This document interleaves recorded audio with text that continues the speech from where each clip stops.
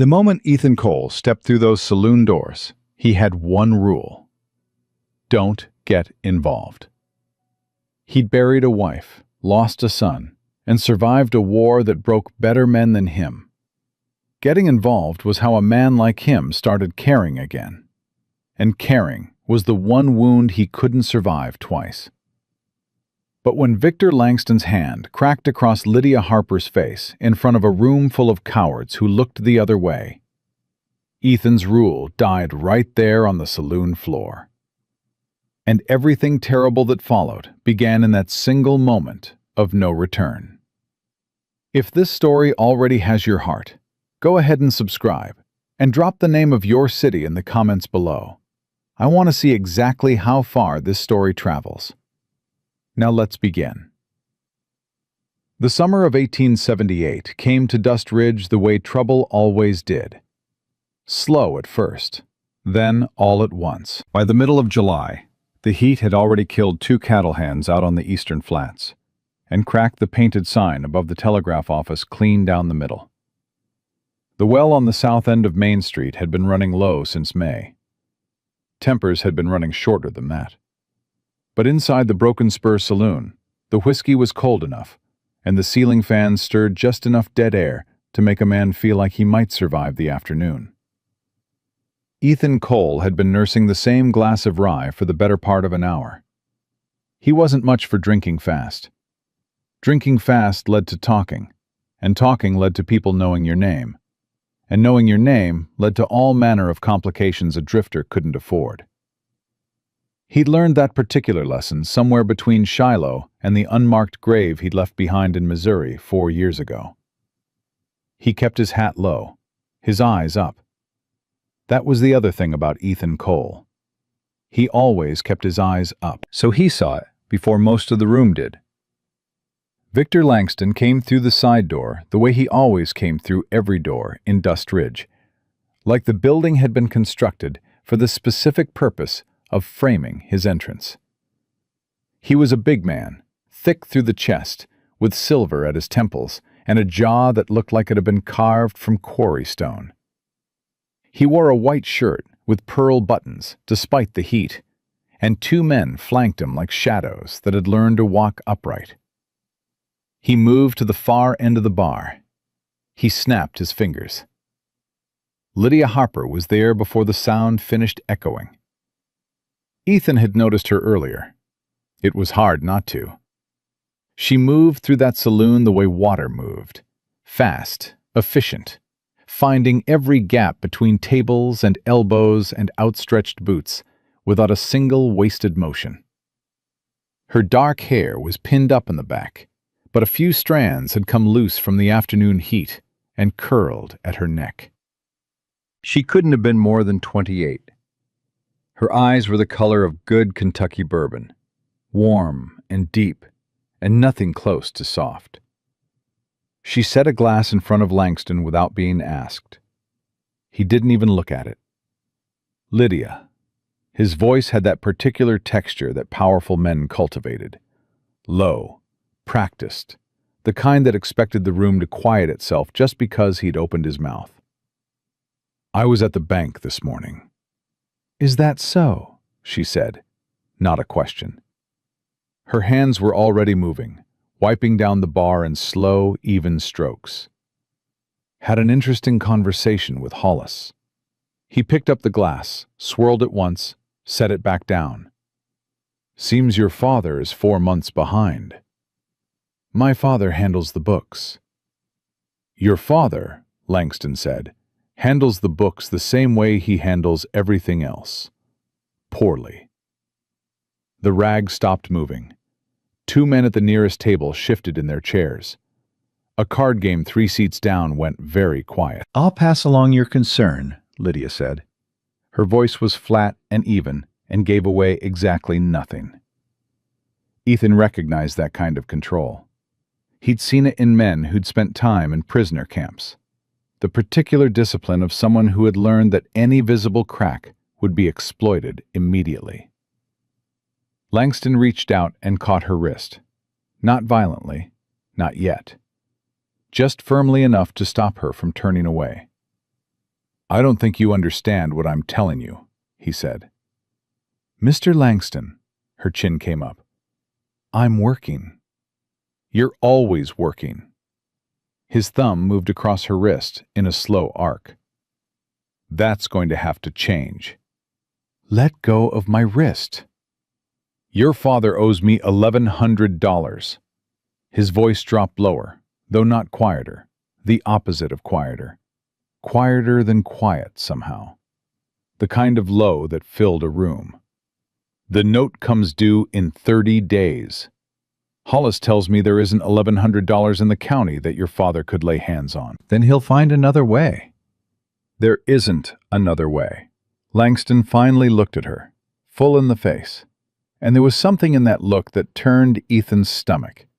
Not rage, not cruelty exactly, but a kind of flat, calculating patience. The look of a man who had already decided how this ended, and was simply watching events catch up to his conclusion. But I'm a reasonable man. I've always been reasonable with your family. You've always been. I have a proposal. Lydia went very still. A business arrangement, he said. One that settles the debt, keeps your father in his saloon, keeps this town running the way it's been running. Mr. Langston, I think you'd make a fine addition to the Langston household. The silence that followed was a particular kind. The kind where every man in the room hears something ugly said plainly, and chooses, individually and collectively, to look somewhere else. Ethan looked directly at it. Lydia pulled her wrist back. This time he let her, but slowly, finger by finger, like he was doing her a favor. I think, she said, that you should finish your drink and go. I think, Langston said, that you should think very carefully before you speak to me that way in front of my men. I think she told you to let go. The voice came from the far end of the bar. Every head in the room turned. Ethan had set down his glass. He was standing up straight now, his hat pushed back just enough that his face was visible. He wasn't a particularly remarkable-looking man at first glance, trail-worn, lean, with a kind of weathered face that could have been anywhere between 35 and 50. But there was something in the way he stood, something that took up more space than his actual body accounted for. Langston turned slowly, like a man who'd never once in his life needed to rush. I don't believe I know you, he said. No, Ethan agreed. You don't. Then I'd suggest you sit back down and finish your drink, friend, before you say something that costs more than you've got. I ain't your friend. Ethan's voice was unhurried, almost gentle. And I already finished my drink. One of Langston's men, the broader one, standing to his left, took a half step forward. His hand drifted toward his hip. Ethan looked at him. Just looked. The man stopped moving. Langston studied Ethan for a long moment. His expression didn't change, exactly, but something shifted behind his eyes. A recalibration. The flat calculation turning itself toward this new variable. You're a drifter, he said finally. Not an insult, an assessment. That's right. Passing through. Was. Langston picked up his glass and drained it in one smooth motion. Set it down. Straightened his cuffs. You should know, he said pleasantly, that there are approximately 30 men in this territory who ride for my brand, and every one of them would shoot a stranger dead in the street for considerably less than what you just did. Probably, Ethan said. Langston looked at him a moment longer. Then he smiled. It was a terrible smile. Not angry, not vengeful, not anything that immediate. Just patient. Enjoy Dust Ridge, he said, while you can. He walked out. His men followed. The room let out its breath. Ethan picked up his hat, turned it once in his hands, and sat back down. He pulled his empty glass toward him and studied it like it contained something worth studying. A moment later, Lydia appeared across from him, She didn't say anything right away. She picked up his glass, refilled it without asking, and set it back in front of him. Her hands were completely steady. He noticed that. "You shouldn't have done that," she said. "Probably not. He'll remember you now." "He was already going to remember you." Ethan looked up at her. "That didn't seem to stop you from telling him no."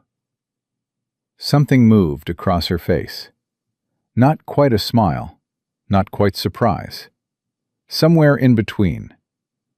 She folded her arms and leaned against the back counter and studied him, the way a woman studies something she hasn't decided what to do with yet.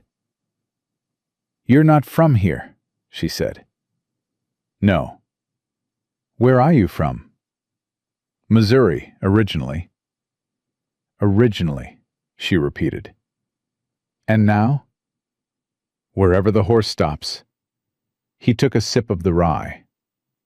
"This is good whiskey." "My father blends it himself." Her eyes went briefly to the door Langston had walked through. "He's proud of that." "He should be." Ethan set the glass down. "How bad is it? The debt?"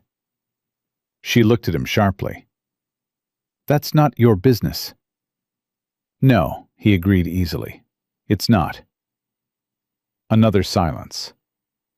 Outside, the heat pressed down on the street and made the air between the buildings shimmer and twist.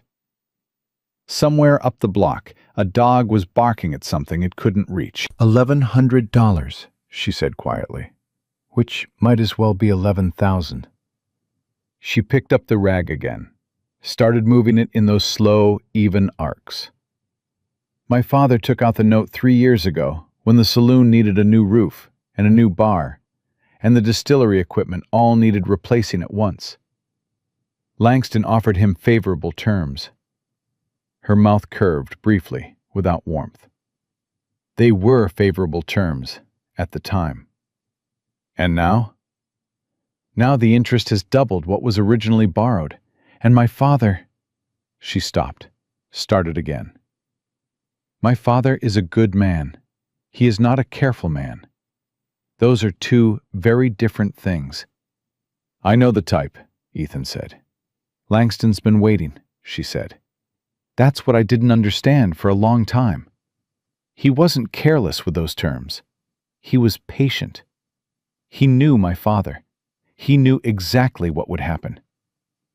She set the rag down and looked directly at Ethan. "He's been waiting for an excuse to walk through that door and make exactly the offer he just made."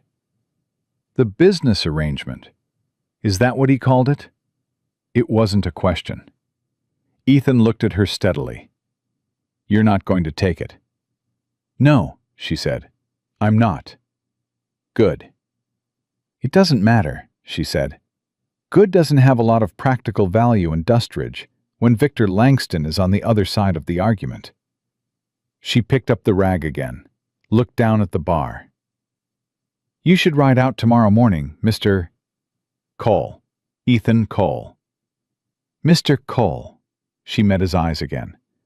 "You should ride out tomorrow, before he sends someone to find out who you are."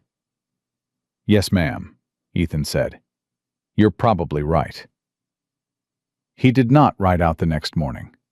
He told himself it was the horse. The animal had thrown a shoe 2 days back, and the replacement job the liveryman had done in the last town wasn't holding the way it should, and a man who pushed a lame horse across open desert in July heat was asking to die on foot with no water and no shade. That was a reasonable explanation. It had the advantage of being partially true.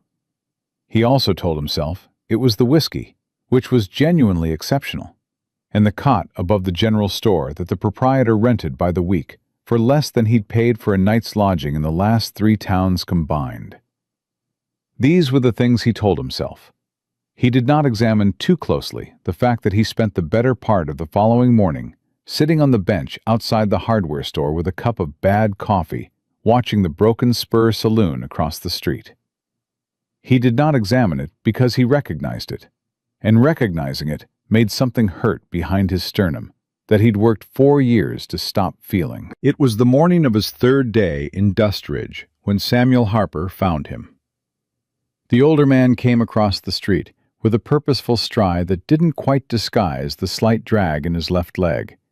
An old injury, Ethan guessed, from the way he favored it without seeming to notice he was doing it. He was in his late 50s, barrel-chested, with white hair and a thick mustache, and the blunt, sunburned hands of a man who had worked outdoors most of his life before the saloon. He pulled up in front of Ethan's bench and stood there with his hands on his hips. "You're Cole," he said. "That's right. I'm Samuel Harper. The broken spur is mine." He paused, seemed to be weighing something.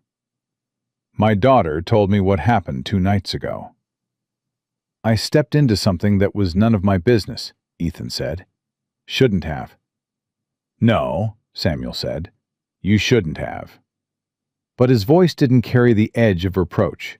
It carried something more complicated. "Langston sent a man by this morning, early, before we were even open." He sat down heavily on the bench beside Ethan, which was apparently what he'd intended to do all along. "Wants to know who you are, where you're from, what you're doing in Dustridge." "What did you tell him?" "I told him I didn't know any more than he did." Samuel took off his hat and turned it in his hands. His face, up close, was a map of a difficult life. Not unhappy exactly, but weathered by things that hadn't been easy. "I should tell you to leave. That's the smart thing, the right thing.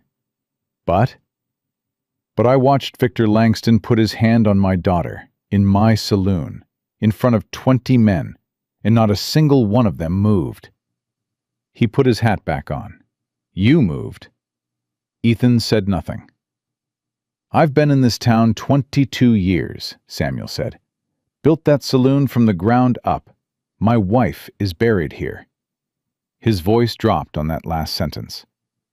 "This is my home."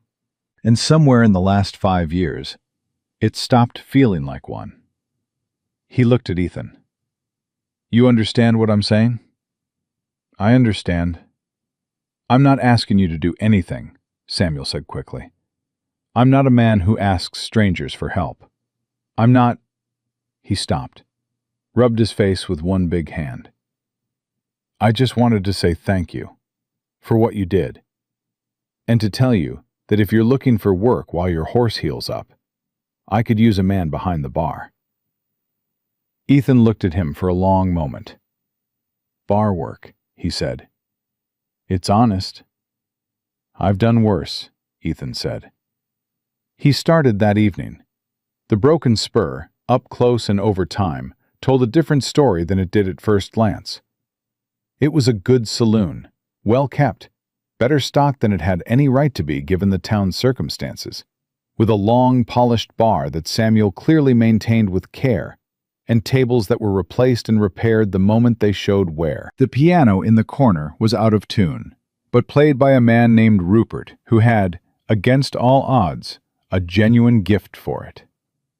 It was a place that had been built with love by someone who knew what he was doing, and was watching it slowly come apart.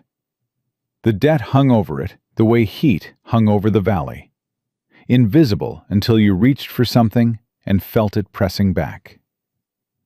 Ethan learned the shape of it over the first week. He learned it from the regulars who drank too carefully, watching what they said. He learned it from the way Samuel's hands shook slightly when he looked at the books in the back room and thought no one was watching. He learned it from the conversations that stopped when Langston's men came through the door, which they did every few days for no particular reason, just to remind the room of something. And he learned it from Lydia. She worked the room the way she did everything, efficiently, with that careful control over her own face and voice that he'd noticed the first night. But he was behind the bar now, which meant he was close enough to see the things she didn't show the room. The slight tension in her jaw when one of Langston's men lingered too long at a table. The way her hands moved faster when she was angry. The particular silence she maintained when her father's name came up in certain kinds of On the fifth evening, after the last customer had gone, and Samuel had retreated to the back to do his nightly accounting, she stayed to help Ethan close up. They moved around each other in the easy shorthand of people who had figured out each other's rhythms without making a project of it. "You're still here," she said, not looking up from the glasses she was stacking. "Horse isn't ready," he said.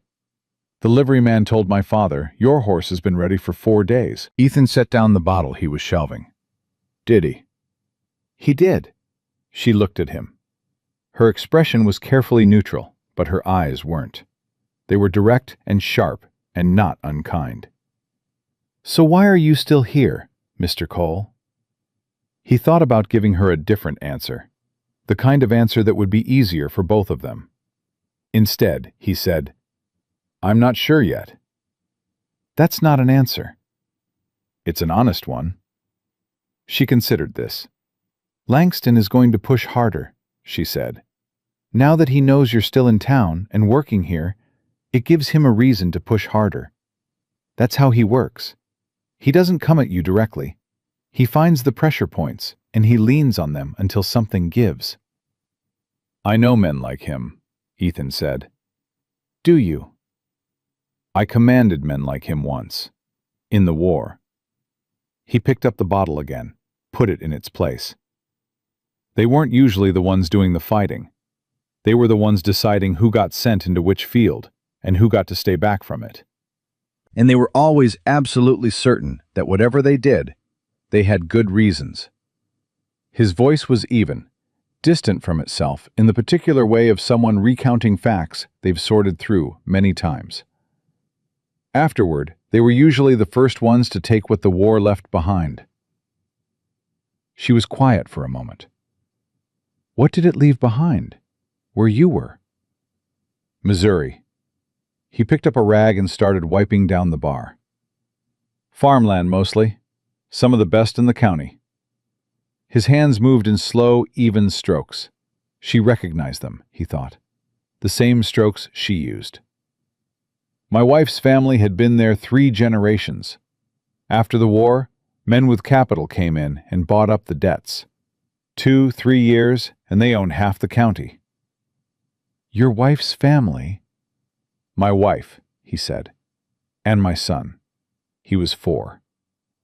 He stopped. The rag stopped. He folded it once, precisely, and set it on the bar. "Fever. The winter of 74. The farm was already gone by then. He paused. "I'd been gone most of that winter, looking for work." The silence that followed wasn't uncomfortable. It had weight, but it was the weight of something understood, not the weight of something awkward. "I'm sorry," Lydia said quietly.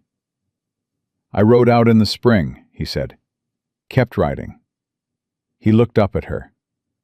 "I was only supposed to pass through here." She looked back at him for a long moment.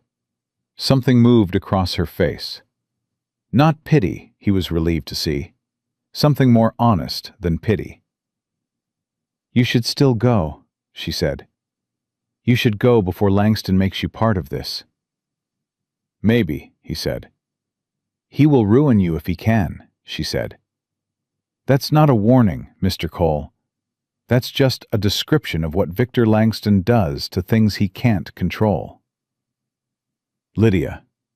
He said her name, and she seemed briefly startled by it. The first name, the directness of it. "What is he planning to do, specifically, to you?" She looked away, looked at the door, looked at the glasses she'd stacked on the shelf with such perfect precision. "He's given my father 30 days from the date he spoke to me at the bar," she said. "If the debt isn't settled—" She stopped. "He'll take the saloon, and then he'll make the offer again, and the circumstances will be considerably less negotiable." "You'll still say no?" "Yes," she met his eyes. "And then something will happen to my father." Her voice didn't waver. but he heard everything underneath it. The fear she wasn't going to show him. The calculation she was already running. Something that will look like an accident, or a robbery, or a heart attack brought on by the stress of his circumstances. And then Langston will be very concerned and very sympathetic. And he'll bury my father and offer to take the saloon off my hands for a decent price. And then the offer will come again. And at that point, I'll be 28 years old, with nothing, and no one, and no— She stopped herself. Ethan looked at her. "I have been thinking about this," she said, more quietly, "for a long time." "What do you want to do?" She blinked, like the question itself was unexpected, like it was a kind of question she hadn't been asked recently enough. "I want to keep my father alive," she said. "I want to keep this saloon. I want to live in my town without Victor Langston's hand on my wrist every time I turn around." She picked up the last glass and set it on the shelf with more force than necessary. "That's what I want. What I'm going to get is considerably less." "Maybe not," Ethan said. She looked at him. "Don't," she said. "Don't what?" "Don't be the kind of man who says maybe not and makes me feel like there's something to hope for," she said. "I've been managing this on my own for long enough that I don't need—" She stopped again, took a slow breath, steadied herself. "I don't need a drifter who's going to ride out in 2 weeks to tell me that things might work out." "No," he said, "you don't." She waited, like she expected him to say something else. When he didn't, she picked up her apron and folded it. "Good night, Mr. Cole," she said. "Good night, Miss Harper." She walked to the back. Ethan stood behind the bar in the empty saloon and looked at the door she'd walked through for a long moment. Then he turned out the last lamp. In the dark and the heat and the particular quiet of a small western town after midnight, he stood very still. And for the first time in 4 years, something that had been still inside him for a long time began, very slowly, and not without considerable resistance, to move. He didn't know yet what that meant, but he was starting to understand why his horse had stopped here, and why his feet had refused, so far, to pick back up and carry him anywhere else. Outside, the summer heat pressed down on Dust Ridge like a hand that intended to stay. And somewhere across town, in the largest house in the valley, Victor Langston sat at his desk in the lamplight, turning a glass of whiskey slowly in his hands. Thinking about a drifter who had made the mistake of giving him something new to be patient about. 3 days after that conversation, Langston's man came back. Not to the saloon this time, to the livery stable, where Ethan was checking his horse's shoes in the early morning before the heat made the day impossible to move through. The man's name was Cade Pruitt. Ethan had already learned that much from the regulars at the Broken Spur. Langston's foreman. 15 years in service, and loyal in the particular way of men who had tied their fortunes so completely to someone else's that they no longer had any idea what they'd be without them. Pruitt came in alone, which was either a show of confidence or an insult, and Ethan decided it was probably both. "Mr. Cole." He stopped a few feet back. His thumbs were in his belt. "Mr. Langston would like a word." "Would he?" Ethan ran his hand down the horse's foreleg. "About what?" "About your plans. How long you're intending to stay." "My plans are my own business." "In most places," Pruitt said, "that's true." He shifted his weight. "In Dust Ridge, Mr. Langston takes an interest in things. People. Situations." He paused. "He'd like to have a conversation. Friendly." Ethan straightened up and looked at him. "If Langston wants to talk to me, he can walk into the saloon and sit down like anybody else." Pruitt studied him for a moment. Then he nodded once, slowly, like a man making a note of something. "I'll tell him that," he said. and left. Ethan watched him go and then turned back to the horse. His hands had stopped moving, made them start again. He told Lydia about it that evening. She was wiping down tables before opening, and she didn't stop moving when he told her, which she'd already learned meant she was controlling something.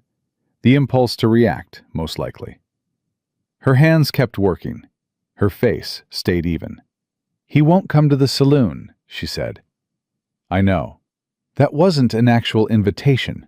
That was him taking your measure." She moved to the next table. "He wanted to see whether you'd come when called. You didn't.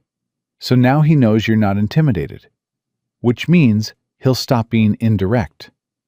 "What does indirect look like in this town?" She paused. "It looks like the last 2 years." She set down the rag. "It looks like my father's debt quietly doubling. It looks like our supply contracts disappearing one by one when the merchants decided it was safer to do business with Langston's people instead. It looks like Sheriff Doyle riding past on his weekly rounds and never once stopping here when Langston's men are drinking until midnight and breaking chairs." She picked the rag back up. "Indirect is the only way Victor Langston has operated in this town since he decided he wanted it.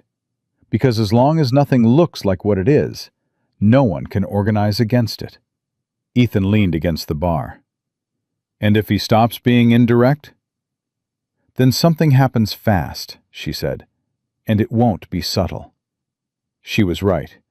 It took 4 more days. On a Tuesday morning, 2 of Langston's riders showed up at the grain merchants and had a long, quiet conversation about credit terms. That same afternoon, the man who supplied the broken spur with its weekly ice delivery sent Samuel a note explaining that his wagon had developed a mechanical problem that would prevent delivery for the foreseeable future. The ice delivery had never missed a single week in 7 years. The message was clear as a gunshot. Samuel came into the saloon that evening with the note in his hand and sat down heavily at the bar, and didn't say anything for a long time. Ethan poured him a glass of his own whiskey and set it in front of him, and didn't say anything either, because some things needed space before they needed words. Finally, Samuel said, "He's tightening the rope." "Yes, sir." "He's going to keep tightening it." Samuel turned the glass in his hands. "The ice is just the beginning.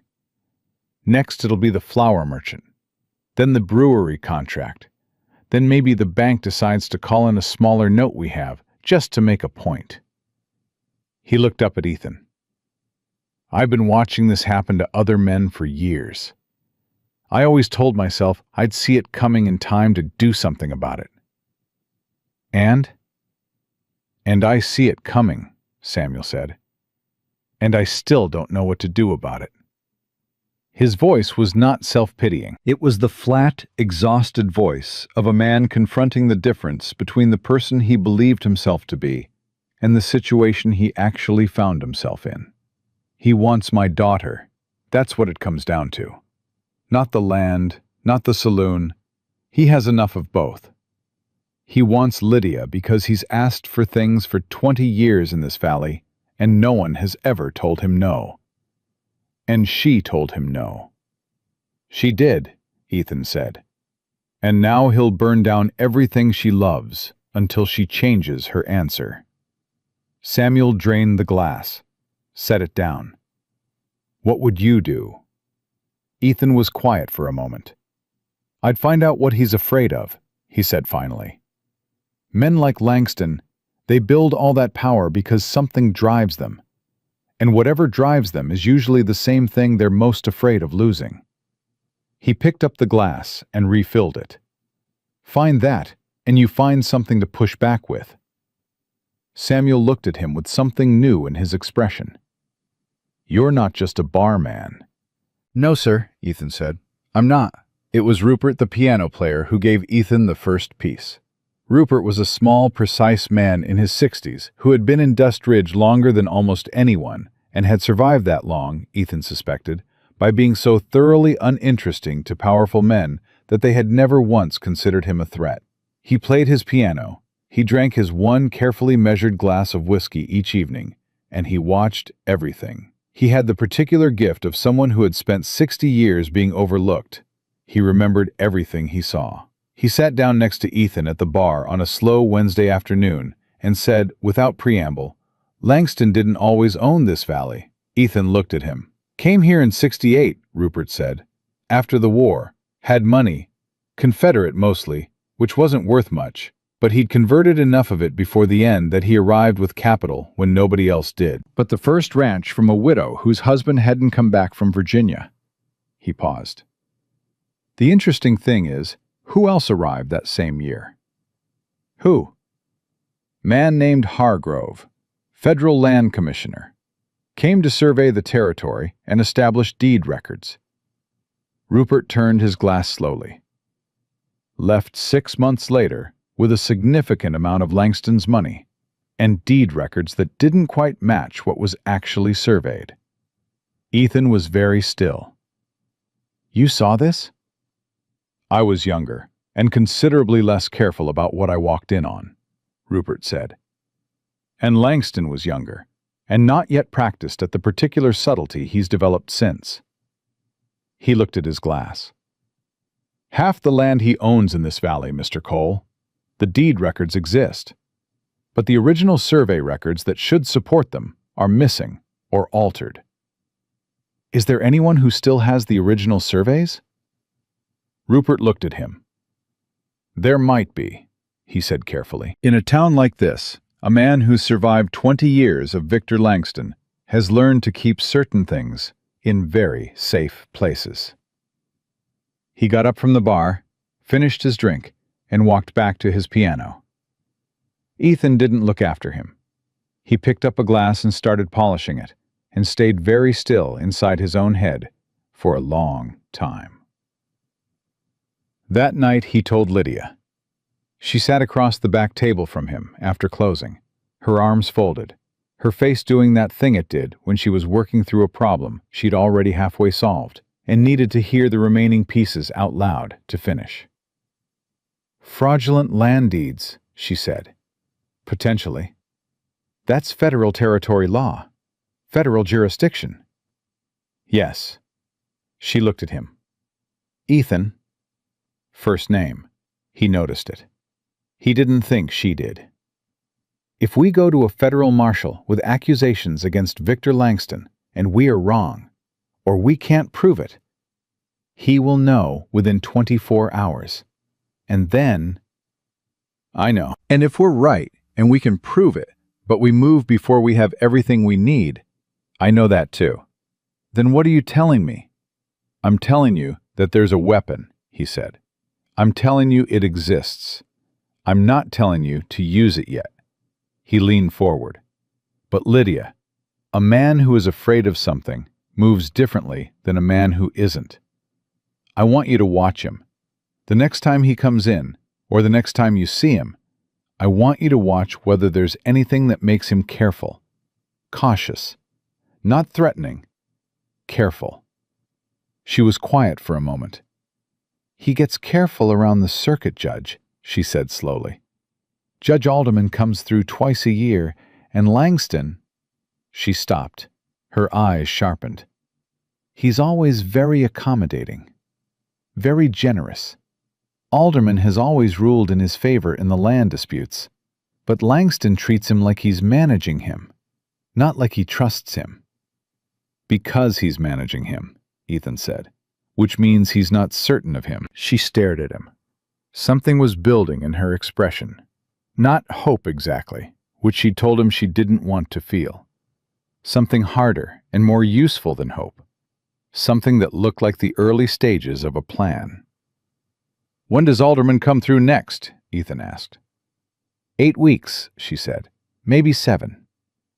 "And the debt comes due in—" 22 days.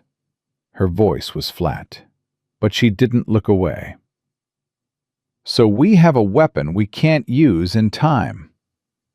Ethan said nothing, because she was right, and telling her otherwise would have been the kind of useless comfort she'd already told him she didn't need. "Then we need time," she said. We need to slow him down." "How?" She unfolded her arms, put both hands flat on the table. "My father pays a partial settlement. Whatever we can scrape together, $500. Enough that Langston can't call the note without looking unreasonable, without looking like a man who refused a good-faith partial payment." She looked at Ethan. "He cares what this town thinks of him. It's part of the image, the reasonable man, the fair businessman. If we make a partial payment and he refuses it, he looks like what he is. He'll find another way to apply pressure." "Yes," she said, "he will. But it buys us time." She paused. "Where do we find $500 in 22 days? The answer to that question came unexpectedly from the town itself. Ethan hadn't fully understood until Rupert told him about the land deeds, the shape of what Langston had built in Dust Ridge. It wasn't just ownership. It was a specific architecture of dependency, where every merchant, every rancher, every working family in the valley was connected to Langston's interests in at least one way that made direct opposition feel impossible. Each person alone couldn't afford to push back. The calculation changed if they pushed together. He started having conversations, quiet ones, in the hours before the saloon opened, or in the back room after closing. The grain merchant, the blacksmith, the woman who ran the boarding house and had watched Langston's men intimidate her tenants for 3 years. The 2 ranch families on the western edge of the valley who had been watching their grazing rights slowly erode as Langston's fence lines crept outward. He didn't ask for money. He asked a different question. He asked, "What would it be worth to you if this changed?" And then he listened. Most of them said the same thing in different ways. They said they'd stopped believing it could change. They said they'd seen men try before and what happened to them. They said they had families and debts of their own, and they couldn't afford to be the one who stepped out front. Ethan said, "What if you weren't the one stepping out front?" One evening, Lydia came into the back room where he was making notes. Names, amounts, what each family was actually owed in land and rights and money that Langston had quietly extracted over the years. And she stood in the doorway and watched him for a long moment before she spoke. "They're talking about you," she said. "Around town. People are talking." He looked up. "Not badly," she said. "Just—" She crossed her arms. "You've spoken to 6 families in the last week. People notice things in a town this size." "I know." "Langston will notice." "Yes." She was quiet. Then, "The widow Caffrey came by this morning. Margaret Caffrey. Her husband died 2 winters back. She brought me $40. Her voice was carefully controlled. "She said it was for she called it the fighting fund." She looked at him. "Did you tell her to do that?" "No," he said. "I told her what we were trying to do. She made her own decision." Lydia was silent for a long moment. $60 came in through the back by noon, she said finally. "Small amounts. Cash. People I haven't spoken to in months." She stopped. He could hear her breathing. "Ethan." He waited. "They've been waiting," she said. Her voice had changed. Something had cracked open in it, just slightly. Something she'd been holding shut for a long time. "All this time, they've been waiting for someone to—" She stopped, pressed her lips together, got control of it. "They've been waiting for something to be possible." "People don't need someone to fight for them," Ethan said. "They just need to believe the fight isn't already lost before it starts." She looked at him across the small back room, in the lamplight, with 40 people's quiet faith sitting between them on the table in the form of notes and scrawled numbers. And for a moment, the careful control she kept on her face slipped completely. What he saw underneath it was not weakness. It was the opposite of weakness. It was the face of a woman who had been carrying something alone for a very long time, and had just, for the first time, felt someone else's hands on the weight. She turned around and walked back out before he could say anything. He listened to her footsteps cross the saloon floor, heard the front door open and close. Outside, the summer night pressed down on Dust Ridge with the particular heat that came after dark in July, when the ground gave back everything the sun had put into it all day. Somewhere out on the main street, a horse stood tied to the rail outside the telegraph office. Cade Pruitt's horse. Ethan had noticed it when he came in that evening. He thought about it now. Pruitt had no business at the telegraph office at that hour, which meant the telegram hadn't been sent for business purposes. It had been sent to tell someone that things in Dust Ridge were starting to move. Ethan sat very still in the back room and looked at his notes and understood with the quiet certainty of a man who had spent enough time in dangerous situations to recognize the particular feeling of a window beginning to close, that whatever they were going to do, the time to do it was shortening faster than 22 days suggested. Langston was patient, but patience had limits. And a drifter who had spent a week quietly building something out of the town's fear and grief and long-suppressed anger had just given Victor Langston a very good reason to stop being patient. The telegram came back the next morning. Ethan didn't see it, but he heard about it from 3 different people before 9 o'clock, which told him everything he needed to know about how fast Langston moved when he decided to move.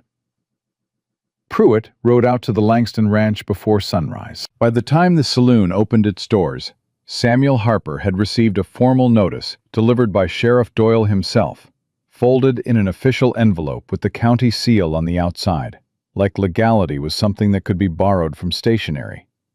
Samuel brought it to Ethan without opening it. "You read it," he said. Ethan opened it, read it once, set it on the bar.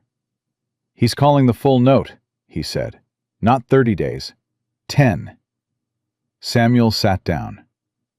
"The partial payment strategy," Ethan started. "Won't matter now," Samuel said. His voice was very quiet. 10 days.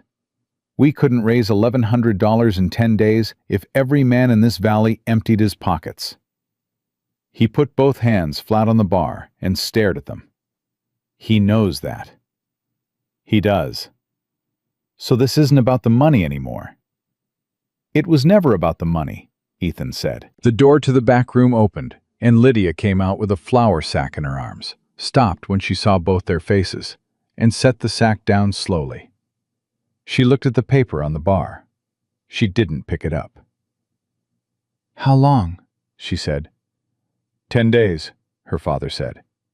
She was still for 3 full seconds. Then she said, "All right." And she picked up the flour sack and carried it to the kitchen like a woman who had decided that the only thing left to do was keep moving. Ethan watched her go and felt something cold settle into his chest. Not fear, exactly. Something more specific. The particular feeling of a situation contracting around people he'd stopped being able to think of as strangers. He went to find Rupert. The old piano player was in his usual chair on the boarding house porch, having his morning coffee with the precise, unhurried ritual of a man who had survived 60 years by never being rushed into anything. He looked up when Ethan came up the steps and said, without any preamble, "I heard." "I need to know about the surveys," Ethan said. "Not eventually. Now." Rupert turned his coffee cup in his hands. "There are risks to—" "Rupert." Ethan kept his voice level. "He's called the note in 10 days. Whatever window existed for doing this the slow, careful way is closed. I need to know if the evidence exists and where it is." The old man was quiet for a long moment. Then he said, "There's a woman named Agnes Teller. She runs the schoolhouse on the north end of town. Her husband was the county surveyor in '68. He died in '71. He paused. Before he died, he gave her a box, told her to keep it somewhere Langston's men would never think to look. Rupert's voice was careful. I don't know what's in it. I only know it exists because James Teller told me about it the week before he died. And James Teller was not a man who said didn't mean. Does Agnes know what's in it? Agnes knows it matters, Rupert said. Whether she knows exactly why is a different question. Ethan was off the porch before Rupert finished the sentence. Agnes Teller was 63 years old and approximately as movable as a fence post that had been in the ground for 40 years. She answered his knock with a dish towel in her hand and looked at him with the expression of a woman who had long since decided that most of what men brought to her door was not worth the interruption. "Mrs. Teller," he said, "my name is Ethan Cole. I work at the Broken Spur." "I know who you are," she said. "Everybody knows who you are." "Then you might know what's happening to Samuel Harper." Her expression shifted. Something came into it. Not surprise. Recognition. "Come in," she said. She had the box in a trunk under her bed, wrapped in oilcloth that had dried and cracked with age. She set it on her kitchen table and folded her hands and looked at it. "James told me the day might come when someone would need this," she said. "He also told me to be very certain of the person I gave it to." "How do you get certain?" Ethan asked. She looked at him steadily. "James said to ask one question." She paused. "Why are you doing this? Not what do you want? Why?" Ethan looked at her. He thought about Lydia's face when she'd said, "They've been waiting." He thought about Samuel sitting with his hands flat on the bar. He thought about the widow Caffrey's $40 and everything it represented. "Because it's the right thing," he said, "and because I'm tired of moving on." Agnes Teller looked at him for a long moment. Then she pushed the box across the table. The surveys were there, all of them. Original field surveys from 1868, cross-referenced with the deed records that had been filed at the county office.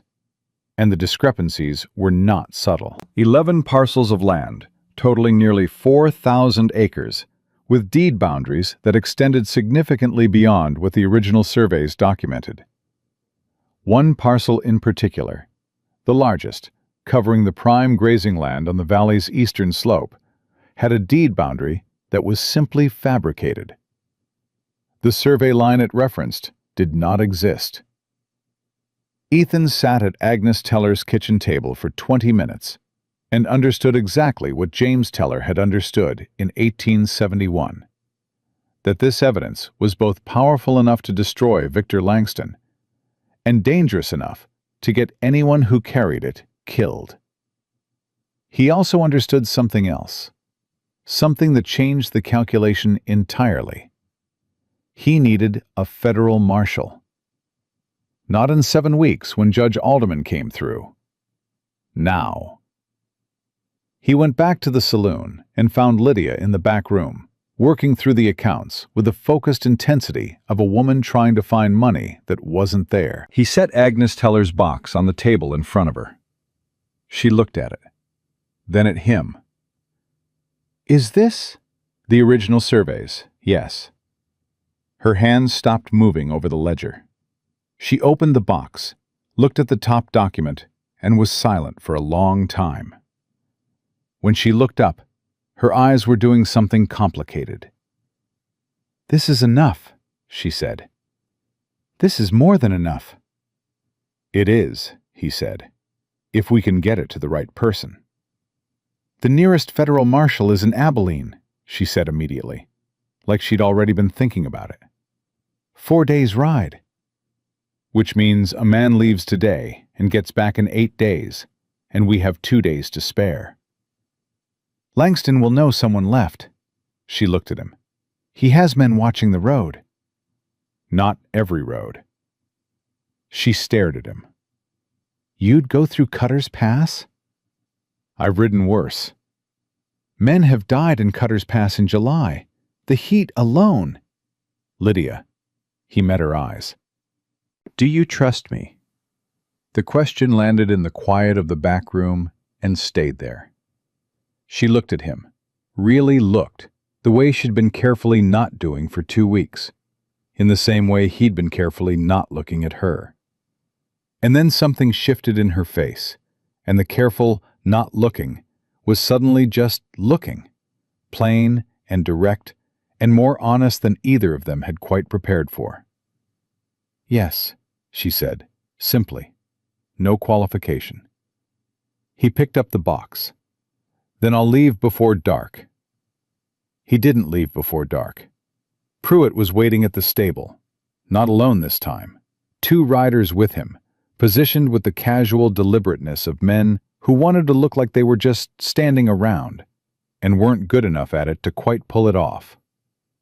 Pruitt himself leaned against the fence post with his arms crossed and watched Ethan come across the yard.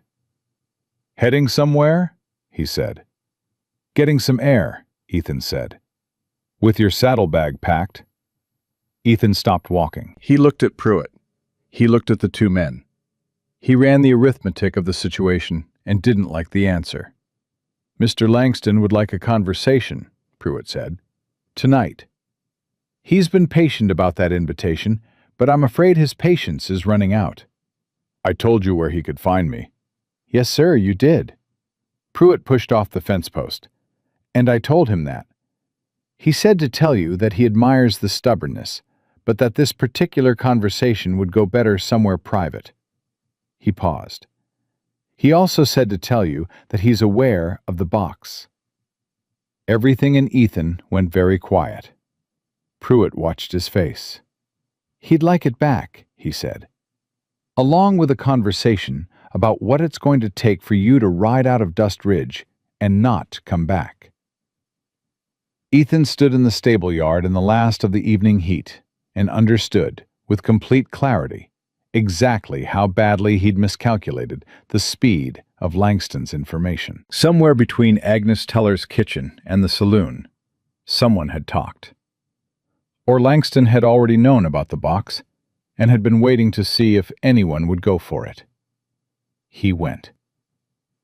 The Langston ranch house was the largest building within 50 miles, and looked it. Ethan rode out under escort without speaking to Pruitt or either of his men, which suited everyone fine, and arrived to find Langston waiting on the front porch in a chair like a man who had nowhere to be and all of time to get there. "Mr. Cole," he gestured to the chair across from him. "Sit down." Ethan sat. Langston looked at the saddlebag. "I'll have that." "You'll have a conversation first," Ethan said.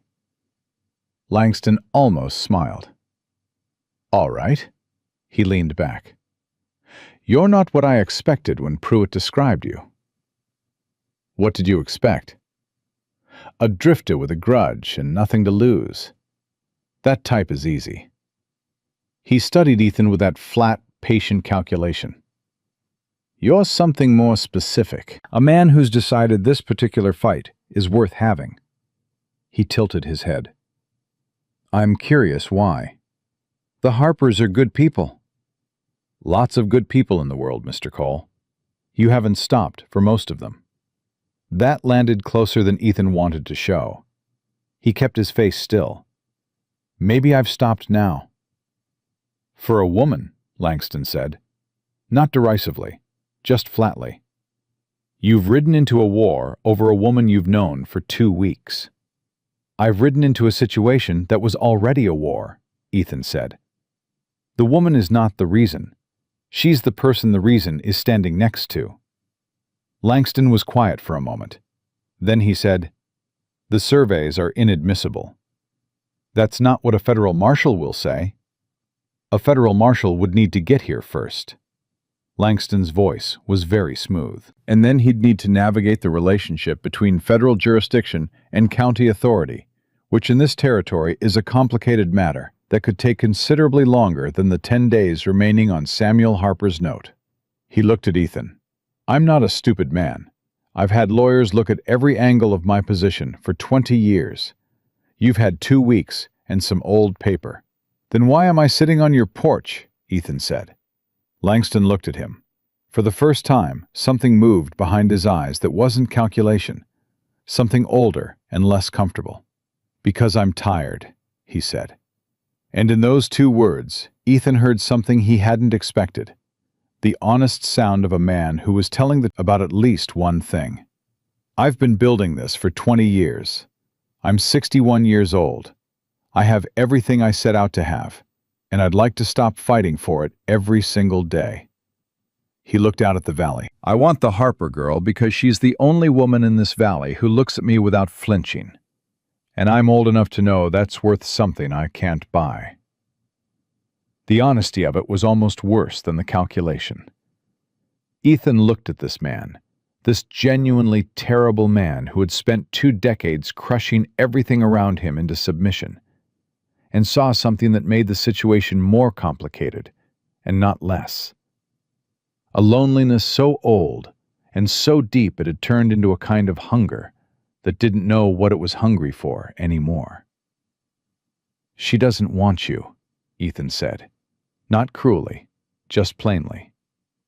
"She'd learn." "No," Ethan said, "she wouldn't. Because she's not afraid of you. And a woman who isn't afraid of you is a woman who will never learn to want what she doesn't want." He leaned forward.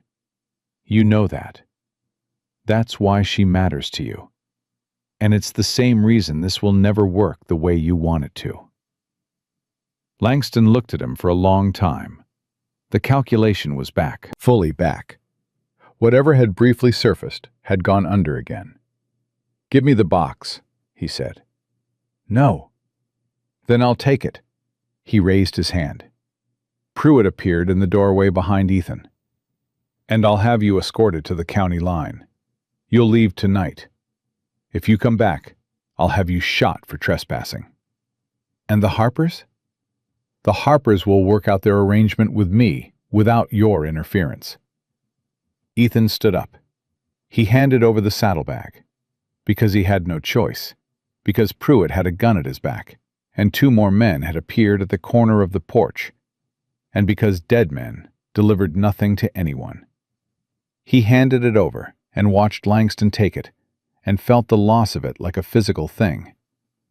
But he'd made a copy. Not of everything. There hadn't been time. But the 2 most critical surveys, the ones with the most obvious fabrications, the ones that no legitimate court could explain away. He'd spent an hour with Agnes Teller's good lamp and his own steady hand and a second sheet of paper. The copies were folded inside his boot. Pruitt rode him to the edge of the Langston property and stopped. "Keep riding," he said. "I will," Ethan said. "Tonight." He rode back to town. It was past midnight. The street was empty. He went to the saloon's back door and knocked 3 times, the way he and Lydia had agreed on the first week. And she opened it before he'd finished the 3rd knock. She'd been awake. She took one look at his face and stepped back to let him in. "He took the box," he said. Her face tightened. "Then it's over." "No." He pulled the papers from his boot, unfolded them on the table. She looked at them for a long moment without speaking. "It's not everything," he said. "But it's enough for a marshal to open an investigation, which is all we need. Not a conviction, not yet. An investigation. Because the moment a federal investigation opens, Langston can't move on your father's note without it looking like exactly what it is." She sat down. Her hands were shaking slightly. He noticed it only because her hands never shook. She pressed them flat on the table and looked at the copies and breathed. "Who goes?" she said. "I can't," he said. "He'll have the road watched for me specifically." He paused. "It needs to be someone he doesn't consider a threat." She looked up at him, and in the same moment they both thought of the same person. "Rupert," she said. "Rupert," he said. She almost smiled. It was the most exhausted almost smile he'd ever seen, and it did something to him that he didn't have words for. "A 60-year-old piano player riding to Abilene," she said. He's tougher than he looks. He'd have to be. She folded her hands on top of the papers. Ethan, if this doesn't work, if the marshal doesn't come in time, or Langston finds out and moves before, then we figure out what's next, he said. But we don't plan for it tonight. She looked at him, at this man sitting across her back table in the middle of the night with copied survey documents in his hands and nothing left to offer her but the honest truth. Why are you still here? She said. Not an accusation, a real question.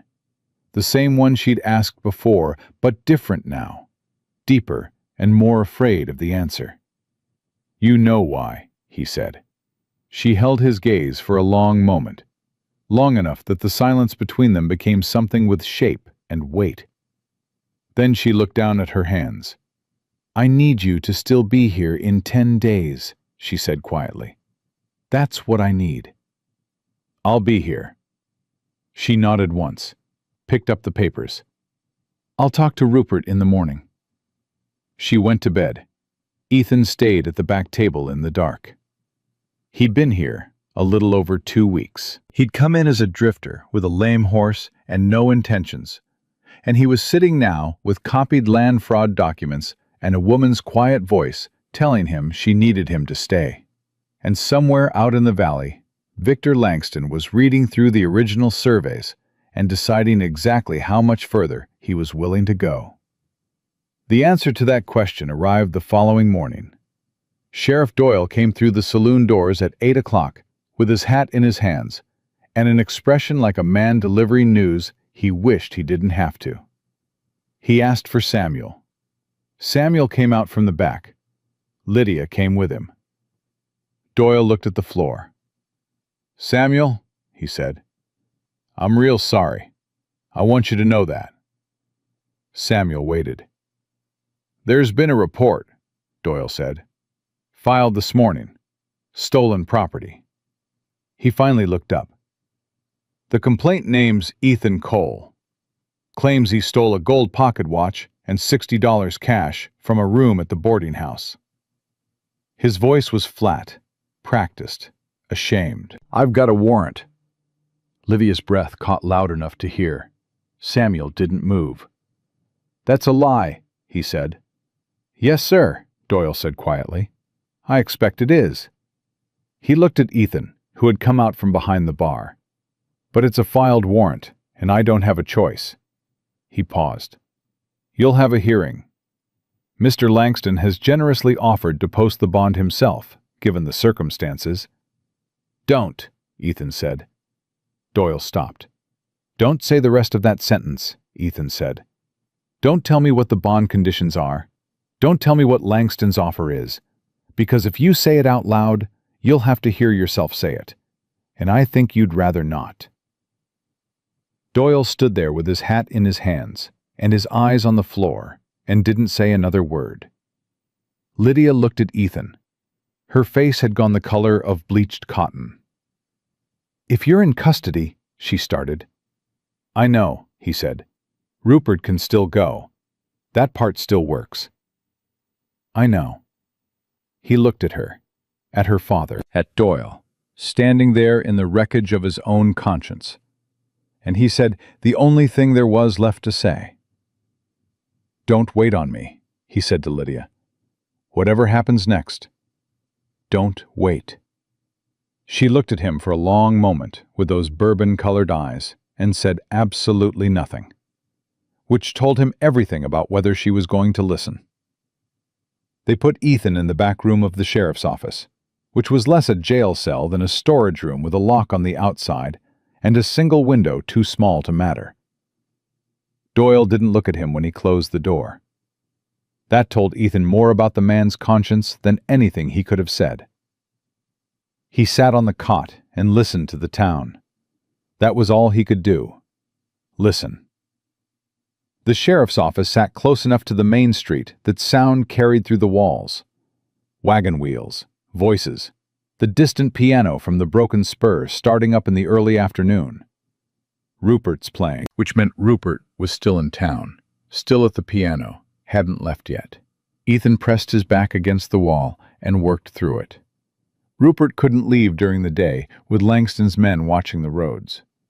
He'd have to go at night, which meant the marshal wouldn't arrive until day 9 at the earliest.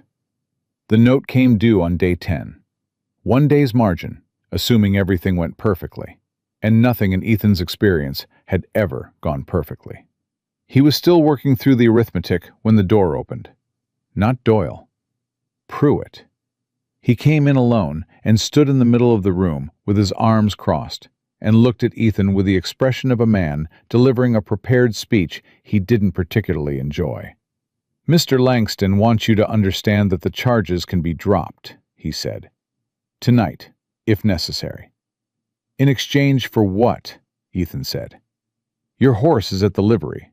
Your gear is packed. You ride out tonight, and the warrant disappears by morning." "And the Harpers?" Pruitt's jaw tightened slightly. "That's not your concern anymore. What happens to them?" "Samuel Harper settles his debt according to the terms of the note," Pruitt said, "which is a legal and legitimate financial arrangement that has nothing to do with you." "And Lydia?" Pruitt was quiet for exactly 1 second too long. "Miss Harper makes her own choices." Ethan looked at him steadily. "You don't believe that?" "Mr. Cole, you've worked for this man 15 years, Ethan said. "You've watched him do this to people for 15 years. I'm asking you if you believe that what happens to Lydia Harper after I leave is her own choice." Pruitt's face did something complicated and brief, and then went flat again.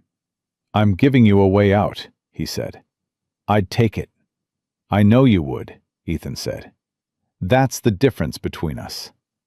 Pruitt left without another word. Ethan sat in the hot silence of the back room and thought about Lydia. About what she was doing right now, in the hours since Doyle had walked him out of the saloon. He knew her well enough by now. 2 weeks was long enough if you paid attention. And he had paid more attention to Lydia Harper than he'd paid to anything in 4 years. To know that she was not sitting still. She was not waiting. She was moving, planning, doing the thing she always did when a wall went up in front of her, which was look for the door in it. He hoped she was being careful. He was fairly certain she wasn't. He was right. Across town, Lydia was sitting in Agnes Teller's kitchen with her hands wrapped around a cup of coffee she wasn't drinking, and Agnes was sitting across from her with the quiet, watchful patience of a woman who had held difficult information for 7 years and understood its weight precisely. "He took the originals," Lydia said. "Ethan made copies of 2 documents. Rupert has them. But I need to know, is there anything else? Anything that wasn't in the box?" Agnes looked at her for a long moment. "James kept everything in that box," she said. "Except one thing." She paused. "There was a letter from the Federal Land Commissioner, from Hargrove. James kept it separately because he said if Langston ever came for the box, he didn't want everything in one place." Lydia went very still. "A letter from Hargrove, dated 1869, acknowledging the payment." Agnes's voice was careful. "In writing." The silence that followed was the kind that happened when something changes irrevocably. Lydia set down the coffee cup. "Where is it?" "The schoolhouse," Agnes said. "In the floorboard under my desk. I haven't touched it in 6 years." Lydia stood up. "I need it today." Agnes didn't hesitate. She stood up too. They went together, quickly, through the back streets that Lydia had known since childhood and used now the way she used everything, efficiently, without waste. The schoolhouse was empty in the afternoon heat and smelled of chalk and old wood. Agnes went directly to her desk, moved it with Lydia's help, and pulled up the board with the practiced ease of someone who had done it once before and hoped never to do it again. The letter was wrapped in oilcloth, like the surveys had been, tied with a piece of cord. Agnes handed it to Lydia without a word. Lydia opened it, read it twice. Her hands were not shaking. She was past shaking. She was in the place she went when things got bad enough that her body simply decided to be useful instead of afraid. She'd been there before. She could function here.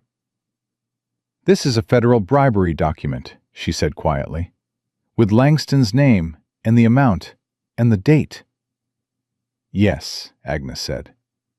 "This doesn't just open an investigation. This is a conviction." "Yes," Agnes said again.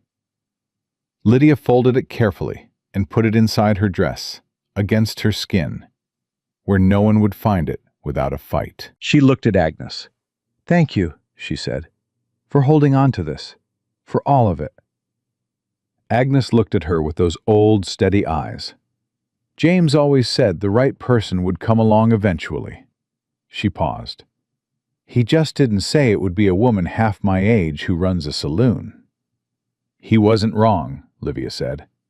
She went to find Rupert. He was between sets, sitting at the bar with his one measured glass, and when she slid onto the stool beside him and leaned close, he listened without any change in his expression, which she'd always appreciated about him.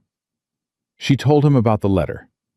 She watched his eyes change, not dramatically, just a deepening, a settling, like a man who has been holding his breath for years and has just been given permission to exhale. "Tonight," she said. "You leave tonight. There's a rancher named Cooper on the North Road, 3 miles out. He owes my father more than he can repay in money. He'll give you a fresh horse and won't tell a soul." She pressed the copied surveys and the letter, carefully refolded inside an envelope, into his hands under the bar. "Give all of this to the federal marshal. His name is Holt. Tell him what's happening. Tell him the note comes due in 9 days." Rupert put the envelope inside his vest without looking down. He picked up his glass. "What do you tell people when I'm not here tomorrow?" "That you got a letter from your sister in Dallas and left in a hurry," she said. "I don't have a sister." "Nobody here knows that." He almost smiled. He drank the last of his whiskey. "Lydia." He set the glass down with his usual precision. "Your father doesn't know about this letter." "No." "He should." "I know." She looked straight ahead at the bar. "I'm going to tell him tonight, after I do one more thing." The one more thing was Doyle. She found him in his office, alone, at his desk, with the look of a man who is becoming intimately acquainted with the person he'd allowed himself to become, and found the company unpleasant. He looked up when she came in, and then looked back down, which was answer enough. She sat down across from his desk without being invited. "I'm not here to make you feel worse," she said. He looked up again. "Miss Harper, I'm here to tell you that in approximately 8 or 9 days, a federal marshal is going to arrive in Dustridge with a bribery warrant for Victor Langston." She kept her voice level, factual, like she was discussing weather. "When that happens, every arrangement Langston has made in this county is going to come under federal scrutiny, including his arrangements with the sheriff's office." Doyle's face had gone gray. "I'm also here to tell you," she continued, "that there's a man in your back room on false charges that you know are false. And that man being in your back room instead of free is the only thing standing between Victor Langston and the time he needs to make the next move." She looked at him. "You have one chance to be on the right side of this. One. And it's tonight." Doyle stared at her. His hands were flat on the desk. She could see them trembling slightly. "He'll destroy me," he said. "He's going to destroy you anyway," she said. "The only question is whether you go down with him or whether you spend the next 9 days being the man your badge says you are." She stood up. "Ethan Cole did not steal anything. You know that.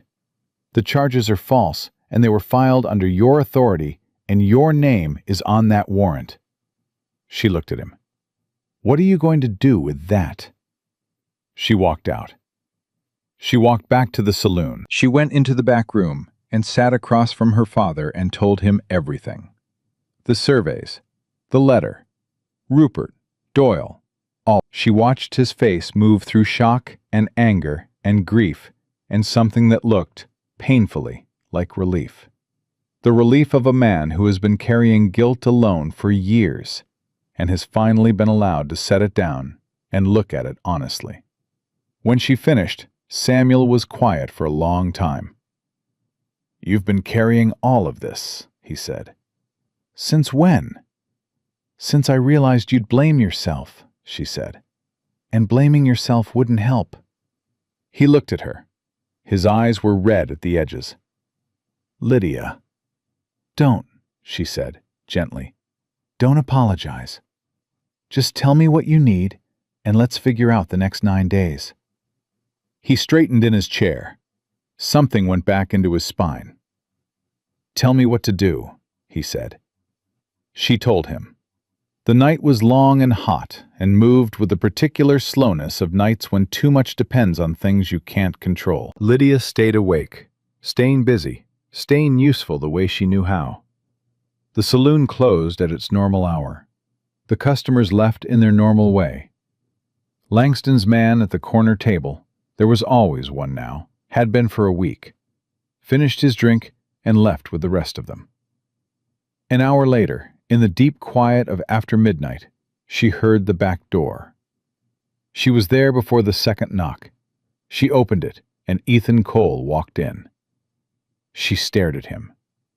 "How—" "Doyle," he said. She closed her eyes for a single second, then opened them. "Are you hurt?" "No." He looked at her the way he'd been looking at her for 2 weeks. That steady, careful look that she'd been pretending not to notice and had been failing to pretend for at least a week. "You went to see Doyle?" "I did." "What did you say to him?" "I told him the truth," she said. People respond to that sometimes. He stood in her doorway, trail dusty from however he'd come through the back streets to avoid being seen, and looked at her with an expression she hadn't seen on him before. Something that had been held back for a long time had stopped being held back. It was in his eyes, and in the set of his jaw, and in the way he was standing, very still, like a man who had decided to stop moving away from something. "The letter," he said. "Agnes Teller's letter. Rupert has it?" "Rupert left 2 hours ago," she said. "Through the North Road. Cooper's horse." He was quiet for a moment. "You did all of that tonight." "There wasn't another night available," she said. "Lydia." He said her name the way he had that first evening, direct and quiet. And it did the same thing it had done then, made something steady in her chest go briefly unsteady. "Come here." She didn't move immediately. She looked at him standing in her doorway, in the middle of the night, having walked out of a jail cell because she'd talked a broken man back to his conscience, and she felt the full weight of everything the last 2 weeks had been.